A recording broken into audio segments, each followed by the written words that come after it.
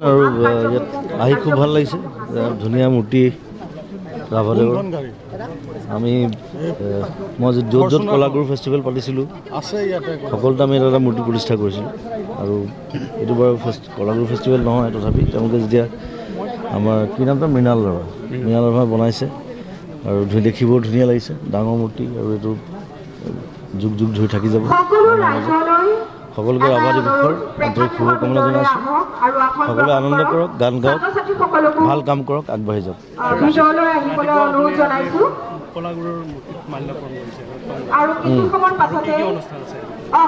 নাই নাই আজি আৰু বেলেগ মই ৰখা নাই কাৰণ মই ক'তো গৈ একো চিনেমা কাম আছে আকৌ ষ্টুডিঅ'ত মই পিছবেলালৈ গুচি যাম লাঞ্চটো কৰি পেলাই গুচি যাম এইকেইদিন একো ৰখা নাই এতিয়া মই অকল চিনেমাত ব্যস্ত আছোঁ চিনেমা এটা চিকাৰৰ কামত লাগি আছোঁ চিকাৰ ডাবিং চলি আছে বেকগ্ৰাউণ্ড মিউজিক চ' ছেপ্টেম্বৰত ৰিলিজ কৰিম তাৰপিছত নিজৰ চিনেমা আছে ৰৈ ৰৈ বিনালে সেইখন মই ডিচেম্বৰ মানে ষ্টাৰ্ট কৰিম